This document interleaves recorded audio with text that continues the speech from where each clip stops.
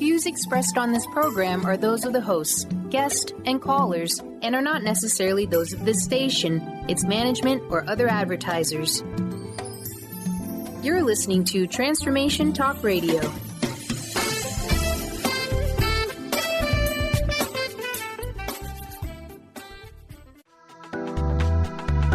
This show's audio was via a Skype call.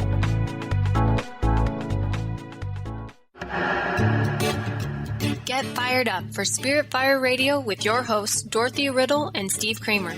Get ready to shine the light on universal spiritual principles and uncover ways that ageless wisdom can guide you in cultivating consciousness in these modern times.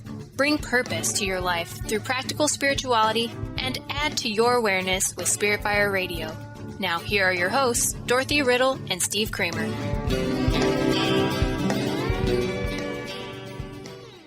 Welcome to another episode of Spirit Fire Radio. My name is Steve Kramer, and it's a delight to be with you once again.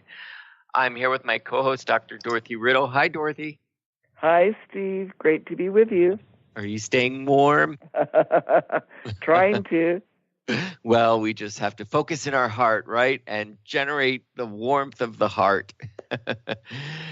Well, we are going to continue our discussion, our month-long discussion on love wisdom. It's such an interesting relationship. So many people actually kind of scratch their head, right, Dorothy, when you mention love wisdom as a concept, as two concepts put together as one expression.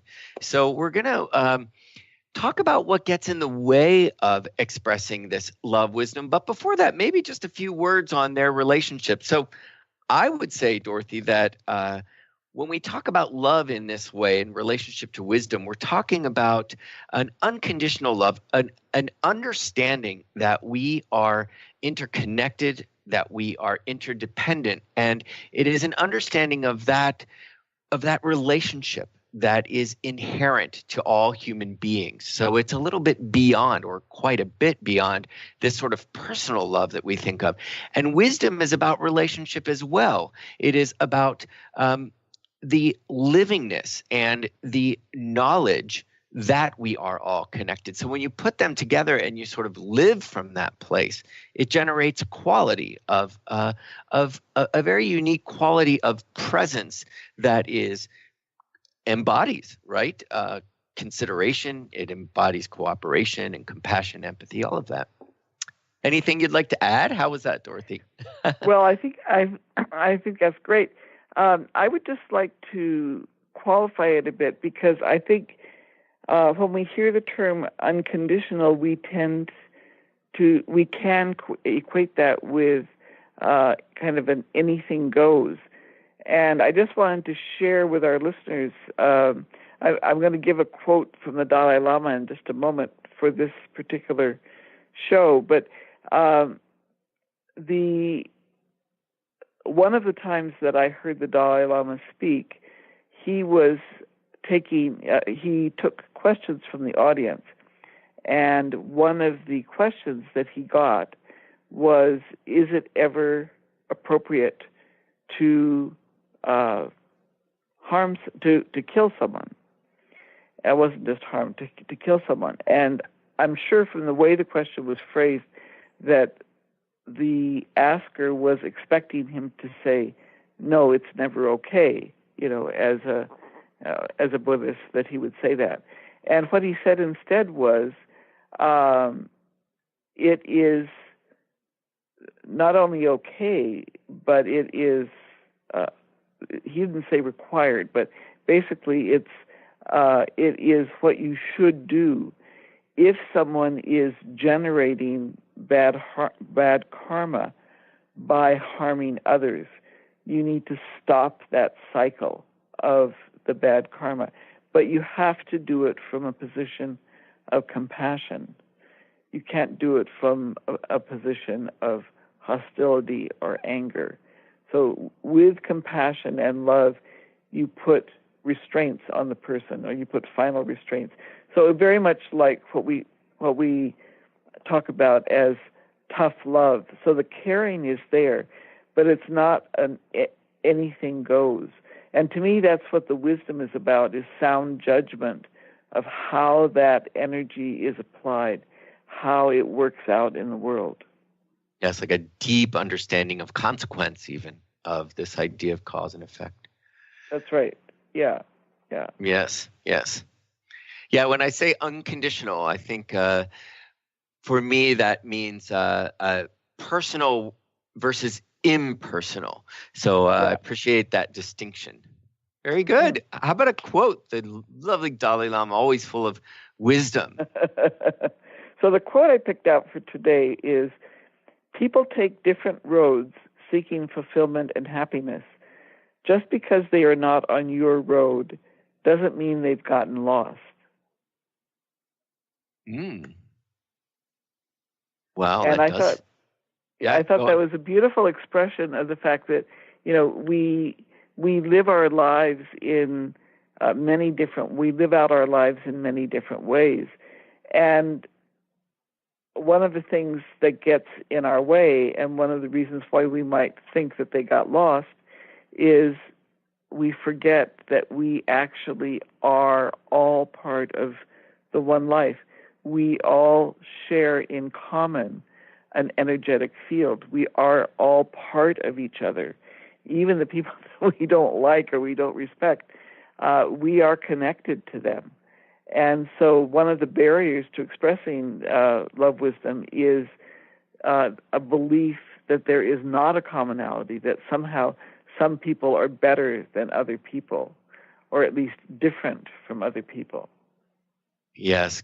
Criticism, we've talked about that quite a bit, right? That, if you're not on my path, or how could that make you happy and fulfilled? That's just ridiculous. It's this incessant criticism that plagues humanity, really. It definitely gets in the way of love wisdom.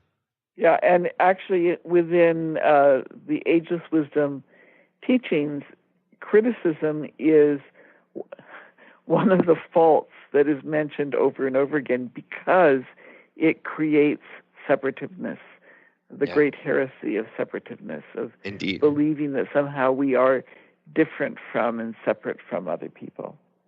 It's called dangerous, as we mentioned that word last week, but I know it's called in the Ageless Wisdom dangerous and a heresy, right?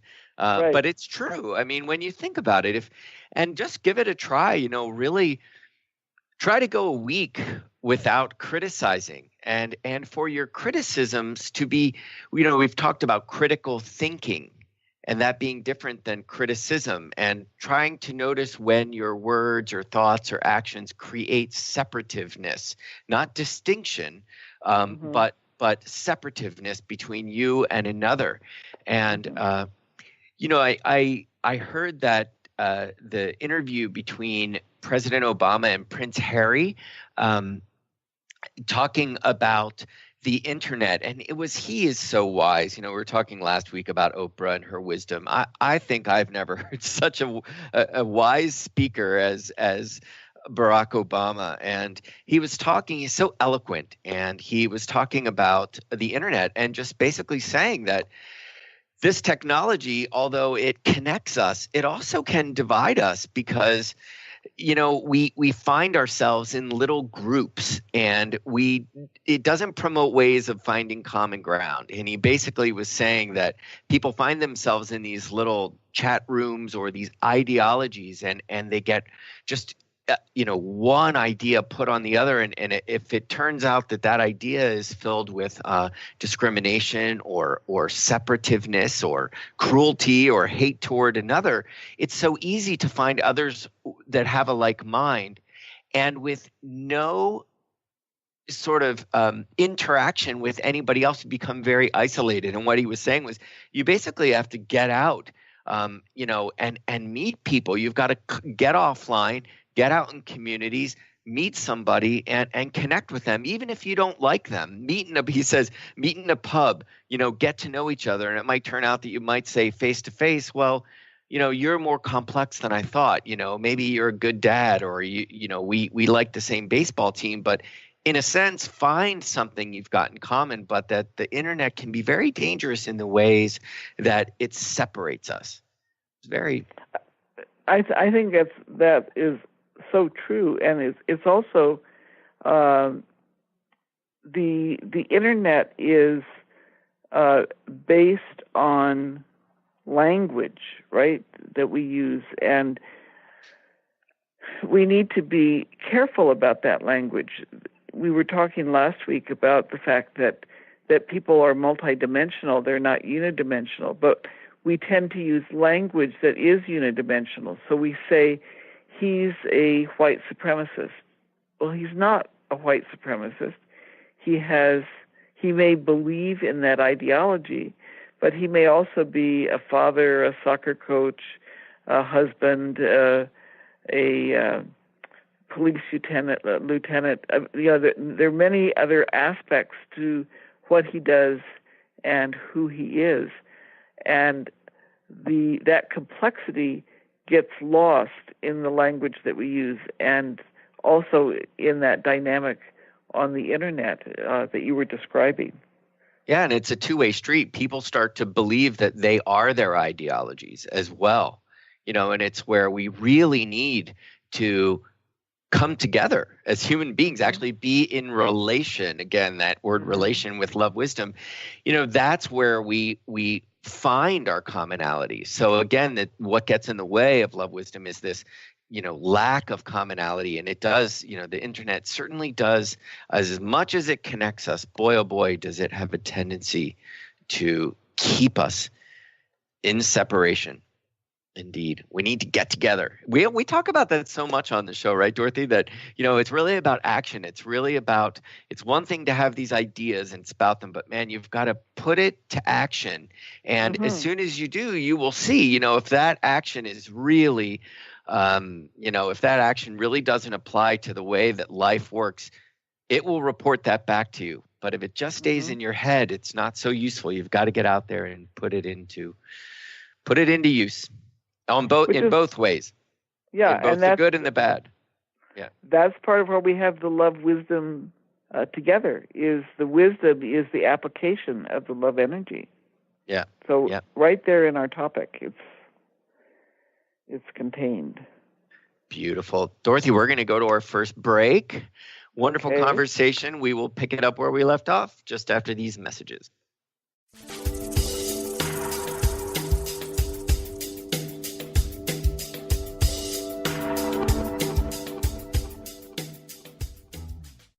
Stay juicy. Tune in to Your Juicy Love with me, Una Drake, co-hosting monthly with Dr. Pat, and every second Monday at 12 p.m. on Transformation Talk Radio. My show, Your Juicy Love, helps you find the dynamic, life-affirming love you've always wanted.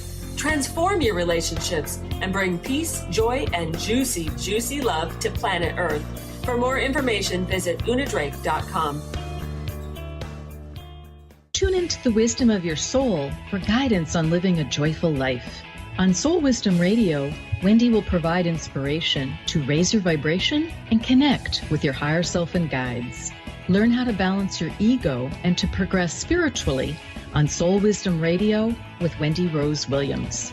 Visit wendyrosewilliams.com or Transformation Talk Radio to learn more about a healing session with Wendy and her events and publications. Now you can be a part of one of the most powerful programs to help create a more joyful, loving, abundant, and peaceful world. Every day at 12 noon in any time zone, join millions of other people around the world to spend a few minutes in joy, love, and gratitude. Brought to you by Robert Schoenfeld, host of the Art of Powerful Living Radio. Together, we can raise the vibration of the planet. For more information, visit globalmomentofjoy.com. The Janice Underwood Show, helping you create the life you want, not the life you tolerate.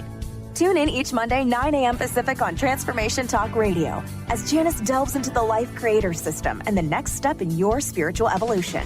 Janice Underwood is gifted at helping spiritually minded people shift their mindsets to unleash the creator within. Our souls wish to wake us up. Those of us listening hear the call. Do you? For more information, visit janiceunderwood.com. What is a brilliant culture, and how do we create them? Why are they important? Claudette Rowley has created a breakthrough 5-step process to help you align your culture with your business strategy for exceptional results. Looking for a culture that drives organizational excellence? Listen to Cultural Brilliance Radio, the second and fourth Friday of each month at 10 a.m. Pacific and 1 p.m. Eastern on Transformation Talk Radio. To learn more or work with Claudette, visit culturalbrilliance.com. Be you plus live your purpose equals joy. That's the motto of Unstuck Joy with Vicki Todd. Vicki believes you were born with gifts that are meant to make the world brighter. Each show will feature an art visioning journal prompt to help you create your way to soul clarity. If you're ready to get unstuck and create more joy, this show is for you. Tune in the first and third Tuesday at 3 p.m. Pacific on Transformation Talk Radio. For more information, visit VickiWorldArt.com.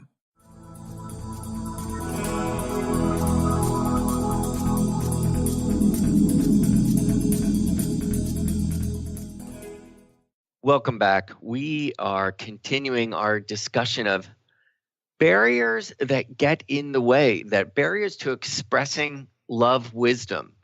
And one of those is the desire to protect one's self, this idea of really being cut off from the whole and really needing to protect oneself, being cut off. So that's an aspect of it, because we need to feel that interconnection, right, Dorothy?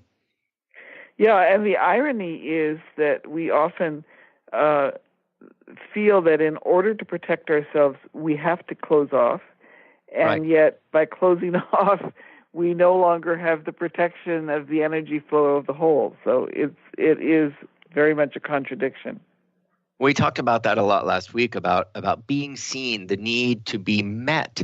You know, I find that, I ran a bar for 25 years in New York City, and people would just say, how did you do that, in the West Village? And, and now running a retreat center in Massachusetts.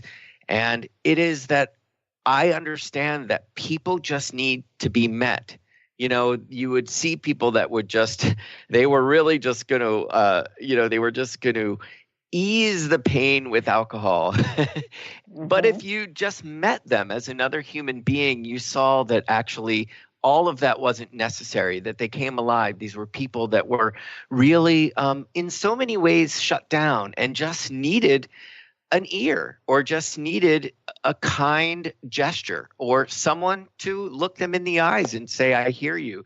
And, it was beautiful. It was, for me, always beautiful to recognize that in another human being. And you could feel the love between you and a stranger in just minutes when someone would waltz in. And really, it wasn't that they wanted to sort of drown the misery. They just needed to be heard, Beautiful. Mm-hmm. Well, and I think also that part of that is that protectiveness is, wanting to make sure that we are appreciated, we are seen, and one of the, so we make it an all or nothing. Either we're the center of attention or we're nothing. And one of the sayings that I have from my mother that I've always appreciated is she would say to me, "You're not always center stage." Yeah. So, in other words, life can be going on. You can still be important. You can still be part of it, but you're not necessarily the one in the spotlight because something else needs to be happening right there. And so I can be with an open heart without having to be protective. I can be, even though I am not in the spotlight, and I can feel just fine. That's the state that I want to be in order to be living and expressing love wisdom. And it really is it's the ego, right? That wants to protect itself. It wants to stay contained, and in a way it wants to stay individual and almost energetically separated, so it is whole in and of itself. But the ego has to step out and realize it is part of something greater. It is part of something bigger, and it takes trust. Some of us are scared. We're scared to connect to another because what does that mean for me? What does that mean for me, capital M? And you mentioned your mom. It makes me think of really the one time in my life, I think I was in my early 30s, when I really understood the truest sense of the vibration of love. That my mom had suffered a stroke, a very bad stroke, and I only lived 3 hours away. And in New York City, I could take a train straight to Pennsylvania from New York, and I was committed to going to see her, twice a month, as much as I could. And every time I would talk about it, people would ask about my mom, and I would immediately say, I'm going home to see her, and I'm this and me this, and I'm a good son. And in my mind, I was thinking, I've got to be the good son, and I've got to do this. And it was me, me, me, me, me. And although I thought I was being so selfless, and I thought I was, doing I was being so good and so loving, really it was all about me and just a few really special, days and weeks with my mom, and looking her in the eyes and just being there for her as a human being, just opened my heart to realizing, she just needs love. She just needs someone to be here. It's not about me at all. And my heart just opened, and I think it was the first time I really experienced love in a way that had nothing to do with me. And then you realize actually I was scared, and there was a lot of me in there.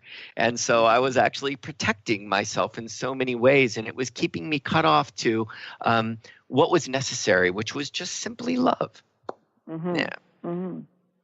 Well, I think part of our challenge, Steve, comes from the fact that if you think about it from a perspective of continuity of consciousness, or that we live a number of lives, which some of our listeners may agree with, some may not. But if you think of it from that perspective, then what you have is this cosmic energy field, which we know quantum physics has verified for us is what we are all part of. And it's verified that we are actually energetic beings. We're these wavelengths. So we come into being, we come into physical being.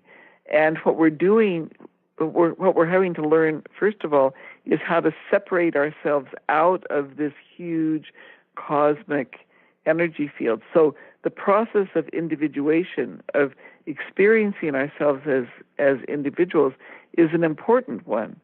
Mm-hmm. But it's what can lead us then to feel that we are separated from everybody else. So then our next challenge is to remember that we are part of the whole, that we're both this unique, separate individual, and we are interconnected and part of the whole.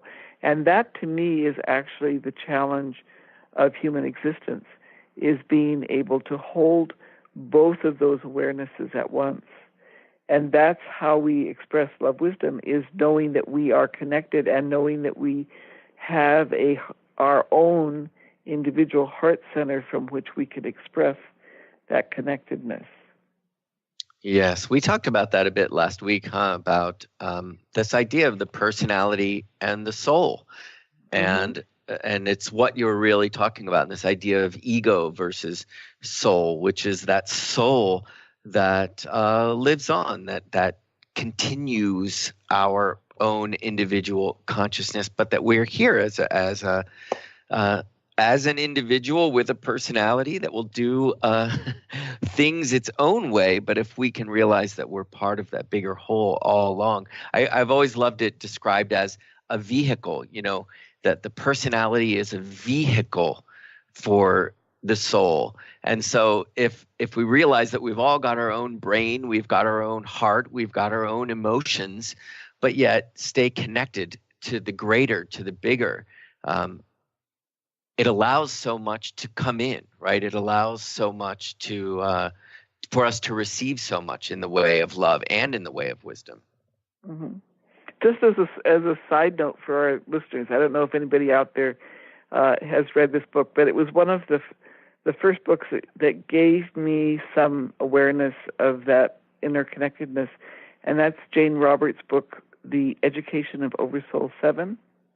Did you ever read that, Steve? No, I didn't. Oversoul 7. That sounds interesting. Yeah. So the Oversoul is that soul that manifests in a number of different personalities, and it talks about how the soul, the Oversoul, is having to account for how it works with and supports 4 different personalities, one in 10,000 BC, one in the 17th century, one in the 20th century, one in the 24th century, all happening simultaneously. Oh, wow. Nice. It's really neat. It's like A Wrinkle in Time is another book about, how you get the fact that time is just a construct that we use. It's not real in and of itself. And it's that awareness is, to me, part of recognizing that we are part of this whole, that we can express this love wisdom and receive it, right, Dorothy? I mean, that there is as always, when we discuss these, we go very deep into these very particular concepts. There's a vibration that always sort of is generated or comes to the forefront for me anyway. And it's that we've got to realize that there is breadth. There is so much spaciousness that's necessary with love and wisdom. And it's a spaciousness which allows that in, but it's a spaciousness which allows the fullness of our being to express as well. So in everything that you're saying, I'm hearing even this spaciousness of the breadth of time. That's so huge to think of all of those centuries. But as you've got to step back to realize in the various ways and see and allow yourself to appreciate the various ways that we are all interconnected. It takes breadth, but once you find that, you receive so much as well. Mm-hmm. Beautiful. Dorothy, we're at another break already. So we are going to go to a few messages and we will be right back.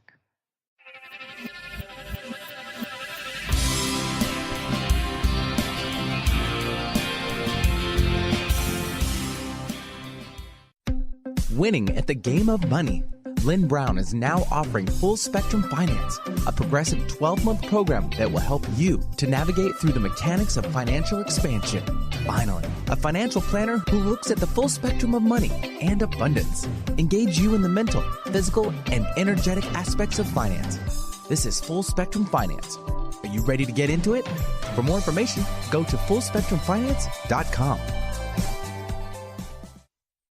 To see your life from an angel's perspective, book a personal consultation with Claire Candy Huff, angelic walk-in angel Ariel at Angel Healing House. Candy provides intuitive counseling, Reiki, and angel readings in person in Los Angeles or nationally and internationally via phone or Skype. She will channel the practical tools you need to transform your life. Call now 831-277-3716 or visit angelhealinghouse.com. Set your intention for 2018 at Spirit Fire's annual New Year's Meditation Retreat. Find yourself at the peaceful Berkshire Mountains of Western Massachusetts this January for a weekend of meditation, amazing food, and planning. Planning to have the most exciting year ever. Visit upcoming events at spiritfire.com for more info. Happy meditating!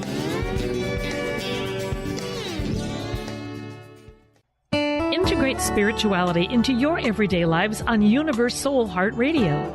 Tune in each month on Transformation Talk Radio as Kathleen Johnson explores the concept of sensible spirituality, keeping you grounded, connected, and centered on the path to wholeness.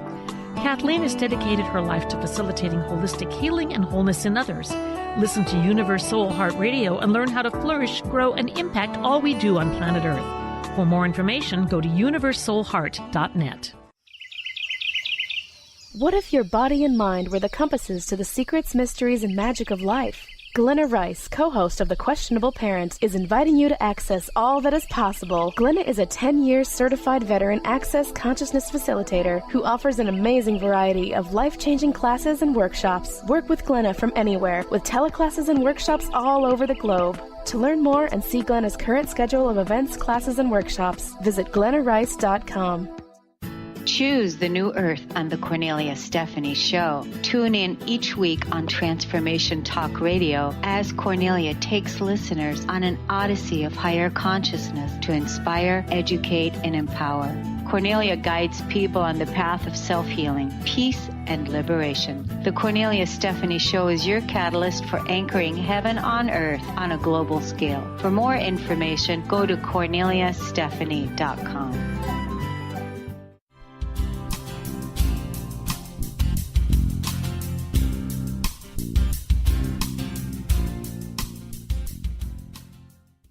Hello, listeners. Welcome back to Spirit Fire Radio. Before we continue our discussion on love wisdom, I'd love to tell you a little bit about our organizations. Dorothy, would you like to begin? Yes, listeners, this Spirit Fire Radio is a conscious collaboration between two educational nonprofit organizations, Spirit Fire and the School for Esoteric Studies. I'm with the School for Esoteric Studies, and you can find out more about us at esotericstudies.net. We provide esoteric discipleship training for people who have a spiritual practice that they want to deepen. We do that through meditation, study, and service. And several years ago, we decided that we wanted to begin a conscious initiative of reaching out to collaborate with other like-minded groups.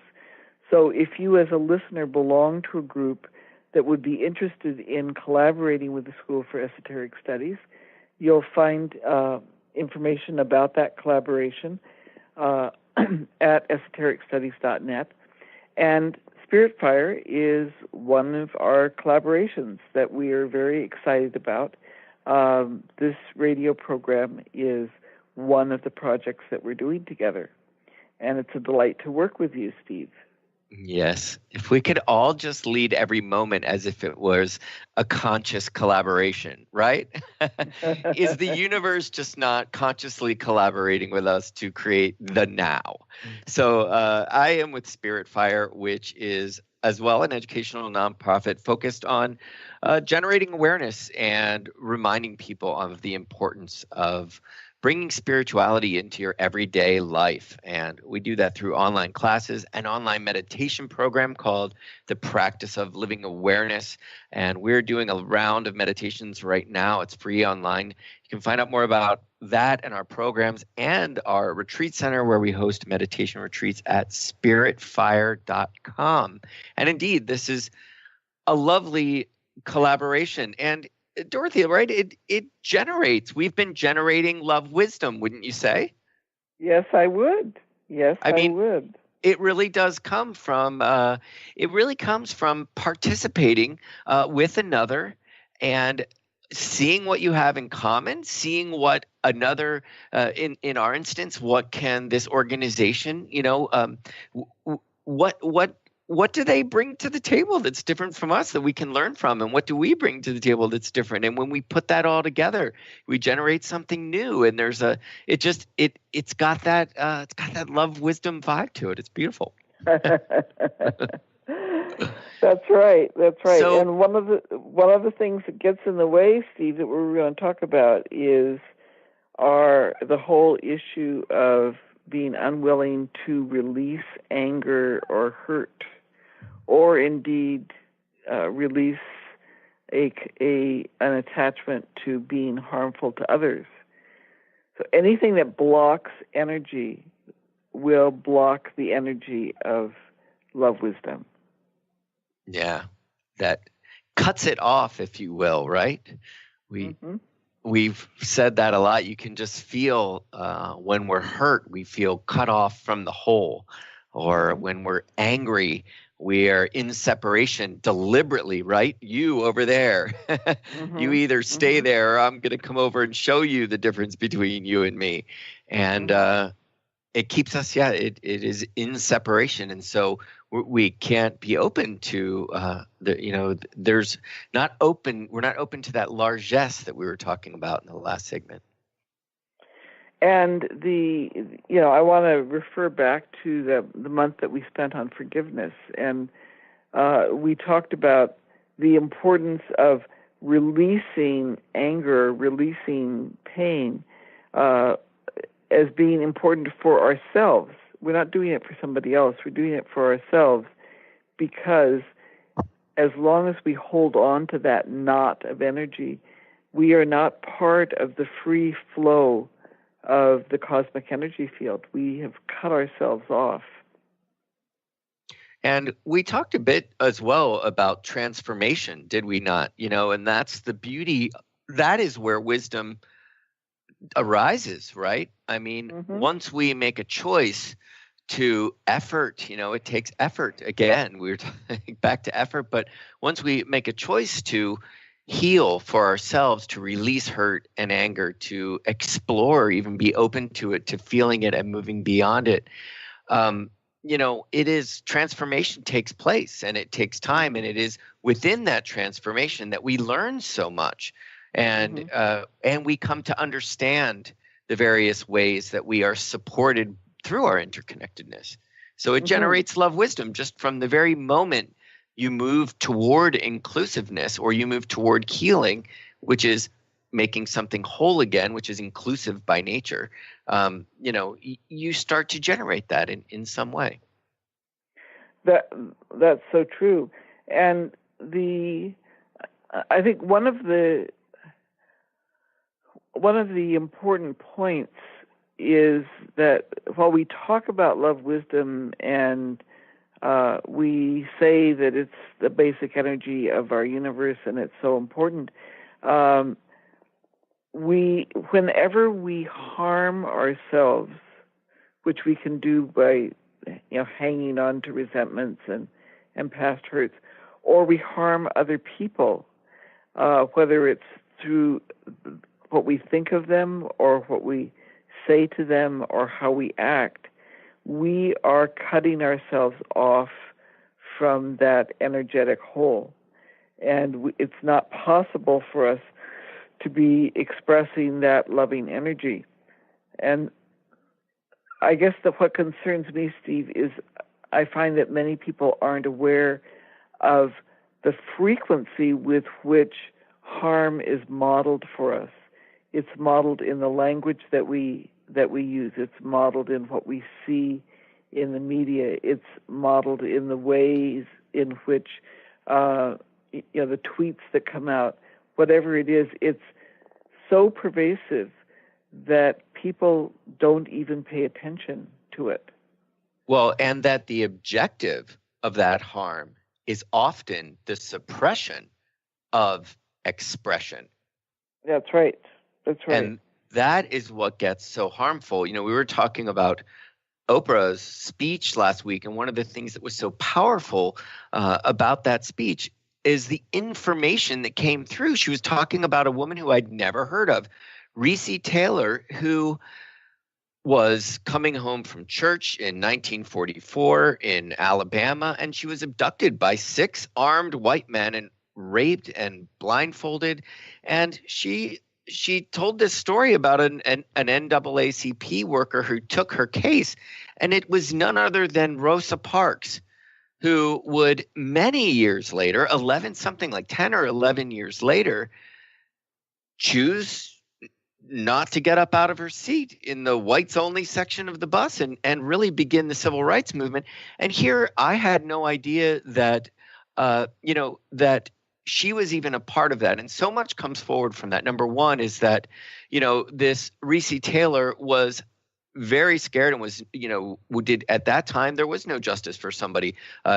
She would have, she couldn't come forward and express and speak her truth about what happened to her. And it took even 11 years for someone to make a real move that would elicit change. And they said she had just died a few days ago and lived a very full life, but that her truth is being revealed now.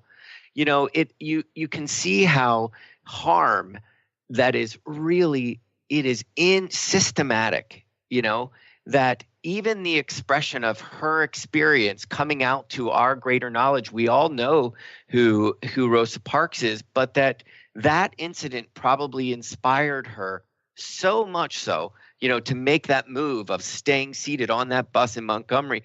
And here we didn't even know about Reese Taylor. And that, I think, is a part of this harm you're talking about, that we don't even realize how it's so much a part of our system.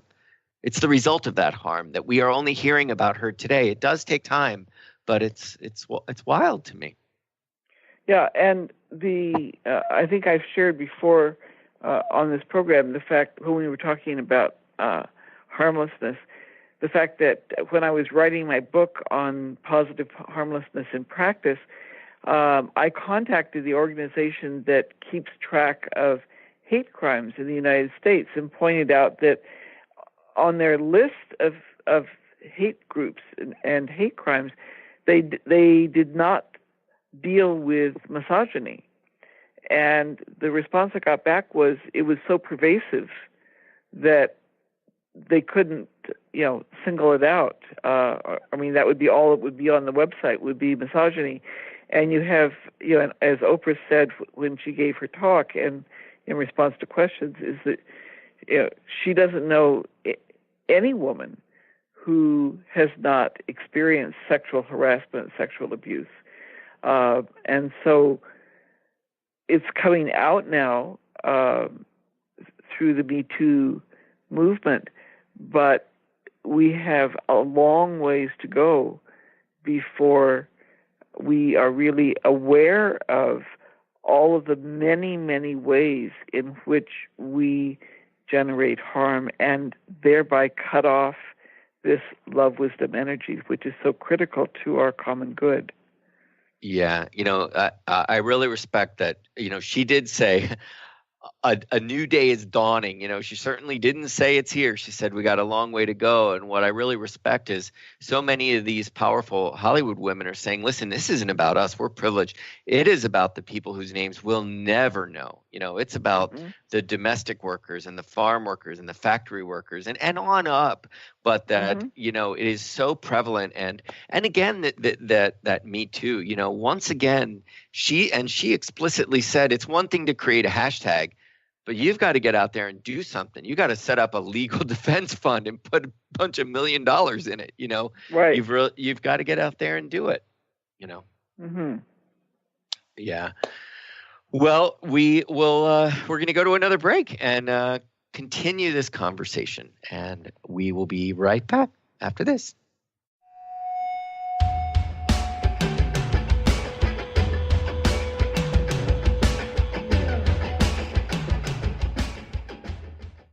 The Knowledge Book, currently studied in 39 countries and 15 languages around the world, accelerates our evolution, takes us out of depression, offers universal truth, protects us, and makes us stronger, both spiritually and physically. So if you are interested in the Knowledge Book, visit usa.theknowledgebook.net and tune in to the Knowledge Book Radio with Marge Potasic on TransformationTalkRadio.com. Amber Teal, founder of The Healthy Edge, is bringing you the hit show Healthy Edge Radio, living with power, passion, and purpose. Amber provides the support and tools necessary for you to finally release the weight and emotions that are hidden beneath the weight. Tune in each month on Transformation Talk Radio. For more information on how you can take the next step with Amber, visit getthehealthyedge.com.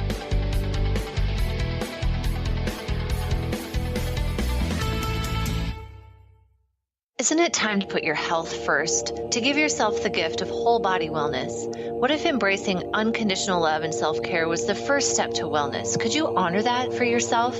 My name is Audrey Michelle, host of Rewired Life Radio and the author of Rewired Life, A Journey to Untangle Chronic Pain and Endometriosis. In my book, I share how I healed from 17 years of chronic pain and disease. Get your signed copy at audreymichelle.com/book, spelled MICHEL.com/book. Tune in to the Psychic Professors Show, The Voices of Spirit Radio, with international medium and spirit artist Dr. Susan Barnes on Transformation Talk Radio, featuring a variety of spiritual topics such as psychic art, spiritualism, EVP, psychic development, and mediumship. This hit call-in show provides listeners with breakthrough wisdom to enliven and enlighten their lives. Visit spiritartgallery.net. Tune in each Friday, 2 p.m. Pacific, 5 p.m. Eastern on Transformation Talk Radio. The Truth is Funny. Shift Happens with Colette Marie Steffen is excited to welcome Karen Benton as a monthly guest host. Tune in on the third Wednesday of each month at 8 a.m. Pacific Time to regain confidence and trust in your capacity to create change in your life, your health, your family, and your well-being. Karen Benton is a mother, nurse practitioner, certified body talk practitioner, Franklin Method instructor, and owner of Limitless Living LLC. For more information about Karen, visit KarenBenton.com. Wow. Hey, everyone. Welcome. Welcome to the Dr. Pat Show. This is Talk Radio to Thrive By. I'm telling you, I got to pinch myself some days because when each of us gets called to do something that we so not thought was in our wheelhouse to do for a purpose that's so much greater than us, we get to show up and shine. If you would like to show up and shine on the Dr. Pat Show as a co-host or sponsor, send us an email to inspire@thedrpatshow.com.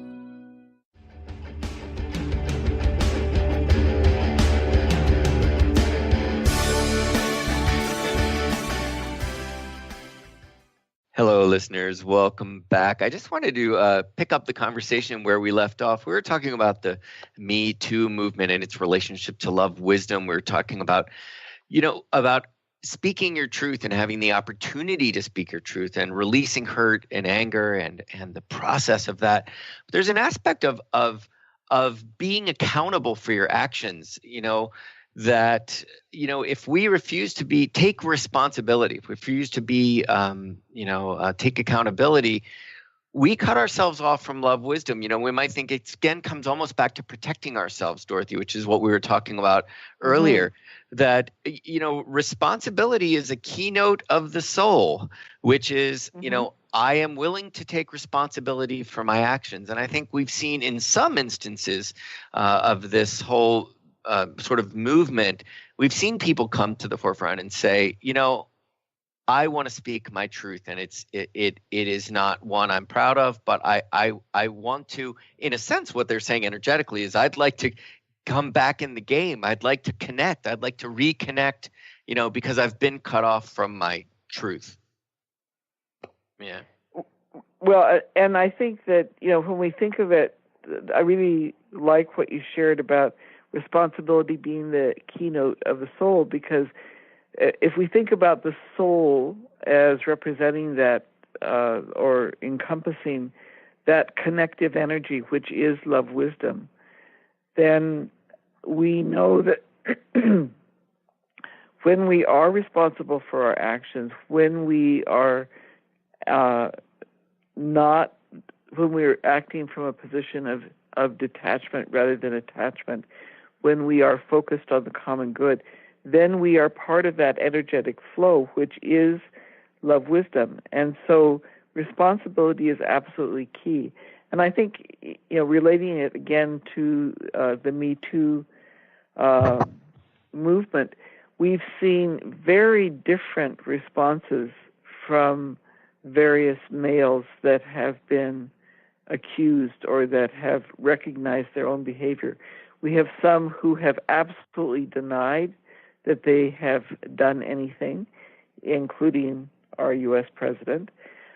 We have people who, through the process of being accused, become aware of what they have done and publicly begin to take steps to change that. And I think of people like Senator Al Franken. And then we have people who, men who actually are resigning on their own without having to go through the process of publicly being accused, because they recognize that their behavior is problematic and that they need to do something about that. So differing degrees of responsibility and willing to be accountable. And it must be following one's inner wisdom, right? When you say, that they realize, there's got to be some wisdom involved there, and there's got to be some heart involved there, right? Because on some level, they care. Even if it's just that they care to tell the truth, on some level, caring is an aspect. And on the other on the other side of the hyphen, there is an observation of their actions. There is some discernment, and that begets wisdom. So, even on the most simple level, there is love, wisdom involved in those who would come forward. So, without going really into this idea of I want to connect to everyone, it's just that I'm connecting to my truth, and there's heart there, and I have received the wisdom that this is the wise thing and the right thing and the moral thing to do, right? Right. And then we have, by contrast, we have President Trump, who feels perfectly free to say whatever he believes will work to his benefit in a particular situation. And that I've lost track of the number. I think the New York Times or one of the publications has been keeping track of the various lies that he's told. It's like 5, 6, 7 in a day. It's not just a matter of, like once a week or something like that. And I think what's important for us to recognize about that is that it's not just that it's a behavior that we don't want to condone, and a behavior that we have to exercise caution about, because we have to be continually fact-finding and figuring out what is and is not truth. But by doing that, he is, in a sense, shredding the energetic field that holds us together, the love wisdom that encompasses all of that. He is, if you think of it as a web that connects us, he's busily chopping off at the various strands of that web by all of these lies and all of this focus on self-interest. It's a much more damaging dynamic than I think is sometimes recognized.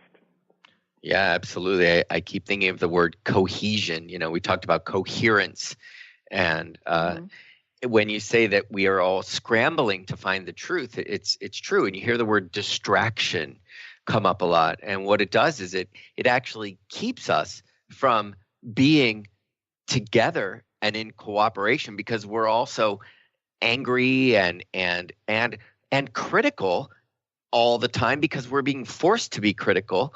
But what it does is it keeps us in separation. And then as someone in power, he uses that to his advantage in a very, in a really in a megalomaniacal way that is self-serving indeed, and could only happen from someone in that position of power. So it is very interesting, just to go back to Oprah as we begin to wrap this show up, just to say, that somebody asked her in that interview afterwards, well, these are very different times. What do you say a year later and things are so crazy? And she basically said, when it gets to this point, she just says, here's an opportunity for powerful growth.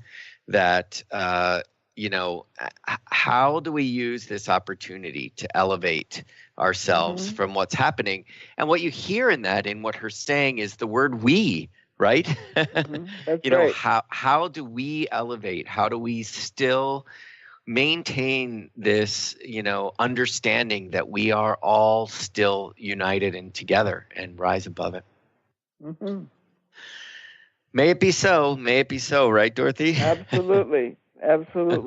But I think that the main thing is to recognize that while on the one hand, the energy or the web of love wisdom is a very powerful one, there is also a certain kind of fragility. We can decimate it. We can undermine it if we don't exercise care and responsibility and accountability. Yeah. And it's amazing how much just caring for oneself actually helps us generate to care for another.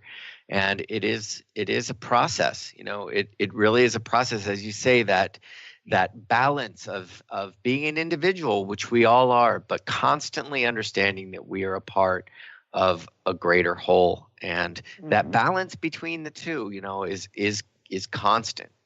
It's constant. Well, Dorothy, we are going to wrap this show up. Listeners, next week, we're going to give you some pointers on ways to generate love wisdom. We've been talking about its importance, what gets in the way, what is it, and how do we generate love wisdom, some very practical means by which to do that. And if you have anything you'd like to bring into the conversation, send us an email to spiritfireradio@spiritfire.com. And once again, esoteric, y'all, you say it, Dorothy. I always say esotericstudies.net. esotericstudies.net for more on the School for Esoteric Studies, and spiritfire.com if you would like to learn more about Spiritfire. And you can always listen to our archives. Dorothy, we've almost done an entire year. Can you believe it? It's amazing. It is amazing. So there are so many archives, so many wonderful shows at spiritfireradio.com, and just search for us on Transformation Talk Radio. Well, Dorothy, it's been a delight, and I look forward to being with you once again next week. Yes. Take care, listeners. All right. Bye, listeners. See you next week. Thank you for listening to Spirit Fire Radio. Tune in each Wednesday at 9 a.m. Pacific, 12 noon Eastern for your weekly guide to purposeful living and practical spirituality. Join hosts Steve Kramer and Dorothy Riddle as they shine the light on universal spiritual principles and uncover ways that ageless wisdom can guide you in cultivating consciousness in your everyday life. Add to your awareness with Spirit Fire Radio. To learn more, visit spiritfireradio.com.